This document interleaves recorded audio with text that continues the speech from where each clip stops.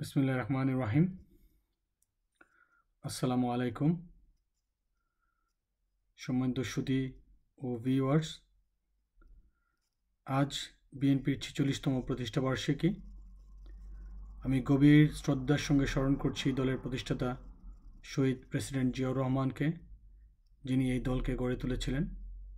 আমি গভীর শ্রদ্ধা জানাই সেই সকল শহীদদের, যাদের আত্মত্যাগের কারণে আমরা আজকের এই স্বাধীনতার সোনালী দিন উপভোগ করছি।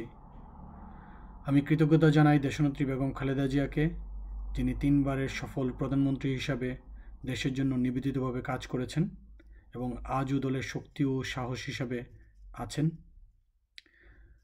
বিশেষ শ্রদ্ধা জানাই দলের সিনিয়র ভাইস প্রেসিডেন্ট দেশনেতা তারেক রহমানকে, যিনি দলের নেতৃত্বে অগ্রগামী ভূমিকা পালন করছেন। এছাড়াও আমি শ্রদ্ধা জানাই দলের স্ট্যান্ডিং কমিটির সদস্য, মহানগর, জেলা, উপজেলা এবং তৃণমূলের সমস্ত নেতাকর্মী, দেশের বাইরে থাকা সকল সমর্থক ও শুভানুধ্যায়ীদের, যারা কঠোর পরিশ্রম ও আত্মত্যাগের মাধ্যমে দলকে সুসংগঠিত করে রেখেছেন। আসুন আমরা দলকে আরও শক্তিশালী করি, মেধাবী এবং যোগ্য তরুণদেরকে যথাযথ মূল্যায়ন করি এবং স্বৈরাচারী ভাবধারাকে পরাজিত করি।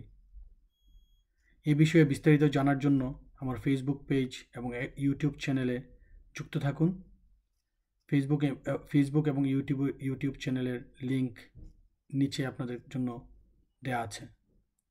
ধন্যবাদ সবাইকে। সালামু আলাইকুম।